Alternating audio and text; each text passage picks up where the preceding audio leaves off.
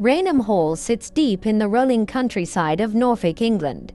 A sprawling estate with thick stone walls, centuries old. Windows like watchful eyes, staring out over endless fields and twisting lanes, where fog often creeps low in the early morning. The kind of place that feels alive, but not with the bustle of people. It's alive with secrets. The air around the hall is heavy, thick with the whispers of the past. You can almost hear the echoes of footsteps in the long empty corridors, footsteps that never belonged to the living. This is the home where Lady Dorothy Walpole lived, a woman whose life was marked by tragedy and silence.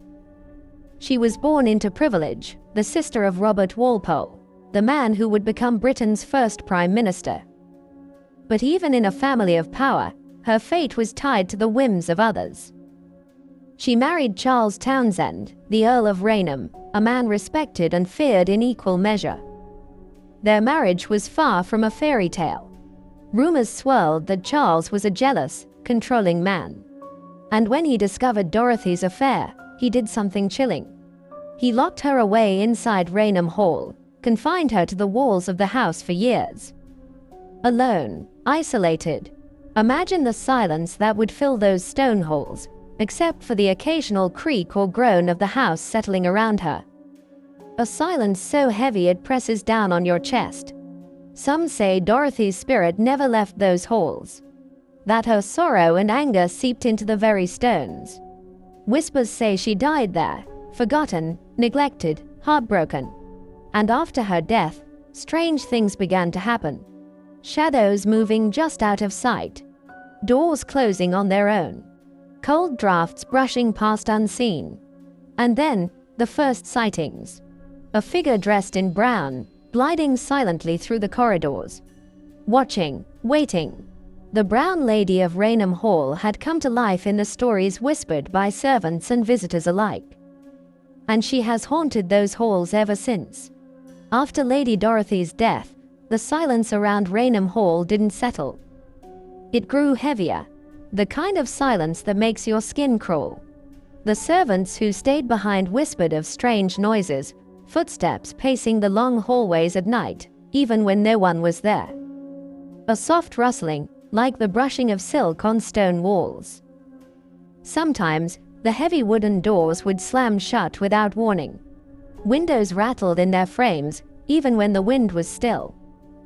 One night, a maid swore she saw a shadow pass her in the corridor, a figure dressed in brown, drifting slowly, almost floating. She said the air grew cold as the figure passed, a chill that froze her to the bone.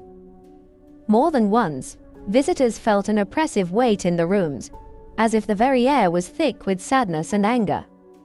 And then there were the sightings. The Brown Lady herself. People claimed to see her moving silently through the halls, a woman dressed head to toe in a flowing brown gown.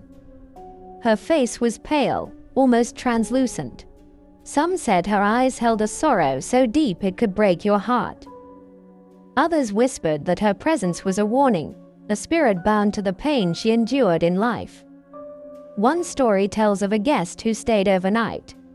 He claimed to have woken in the dead of night to find the Brown Lady standing at the foot of his bed. She didn't speak. She only watched. The room grew icy cold. The man was so frightened he fled Rainham Hall at dawn, never to return. Over the decades, the stories piled up, whispers in the dark, sightings in the dim candlelight. And yet, no one could say for sure why she stayed. Was she trapped by heartbreak? By betrayal? Or was there something darker at play? Whatever the reason, the Brown Lady became more than just a ghost story. She became a legend. And Rainham Hall became a place where the past refuses to die. As the years passed, the Brown Lady's appearances became more frequent, more vivid. Not just shadows or whispers anymore, she was seen clearly. Gliding down the grand staircase, her flowing brown gown trailing silently behind her. The heavy wooden banister beneath her pale fingers. Guests spoke of an oppressive stillness that fell over the house whenever she appeared, as if the world itself was holding its breath. One evening, A visiting nobleman described the sight with a tremor in his voice. She moved with a sadness I could feel in my bones. Not angry, but trapped, lost between worlds, yearning for something she could never have. Some who encountered her said her eyes held stories of love, betrayal, and sorrow so deep they left a mark on their souls. And the air around her, cold, so cold it bit through clothing, seeped into your very skin. But the brown lady was not just a silent ghost. She was a presence, watching, waiting, reminding all who dwelled or visited there that her story was far from over. She became the heart of Raynham Hall's mystery, the link between past and present. Even the house seemed to lean into her legend. The wood groaned with memories. The floors whispered secrets. And the very shadows shifted with her passing. For decades, her story inspired fear, fascination, and respect. But it wasn't until 1936 that the world would see her in a way no one had before. The brown lady was about to step out of whispers and into the light.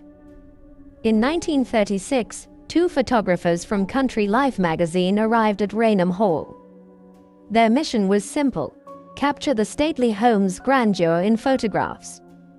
What they ended up capturing was something else entirely. Captain Hubert C. Provand and Indra Shearer set up their cameras on the grand staircase, the very spot where so many had seen the brown lady drift through the shadows. The house was quiet, too quiet. As the evening light faded, the air grew heavy, thick with anticipation. Suddenly, through the lens, something appeared. A faint, translucent figure, a woman in a flowing brown dress, seemed to descend the staircase. The photographers saw her with their own eyes. Provand later described the figure as clearly humanoid but ghostly, almost transparent, moving slowly and deliberately down the stairs. They snapped the photograph quickly, capturing what would become one of the most famous ghost images in history. The photo showed the brown lady, her form blurred but unmistakable, gliding gracefully down the steps. Skeptics questioned its authenticity for years. Was it a trick of the light, a double exposure? But for many, the image confirmed what servants and visitors had long claimed to see: that the brown lady was real, and she was still haunting Raynham Hall. Even decades later, the photograph continues to fascinate and terrify. It stands as a chilling reminder that some stories refuse to fade into darkness. That some spirits linger long after the last candle burns out. Raynham Hall remains standing today, its walls weathered but proud, holding tight to the secrets of centuries past. Visitors still come, drawn by the stories of the brown lady. Some say they feel her presence, the chill in the air, the brush of unseen fingers, the soft rustle of fabric in empty rooms. Paranormal investigators have tried to capture proof, but the brown lady remains elusive, part shadow, part sorrow. Her story has become more than just a haunting. It's a legend woven into the very fabric of Raynham Hall. A reminder of love lost, of betrayal, and of a spirit that refuses to rest. Maybe she waits for something. Redemption. Forgiveness. Or maybe she is simply a mirror, reflecting the darkness that lingers in human hearts. Whatever the truth, the brown lady endures. She lives in the whispered warnings of the wind, in the flicker of candlelight on cold stone walls, in the silence that falls just before the unexpected.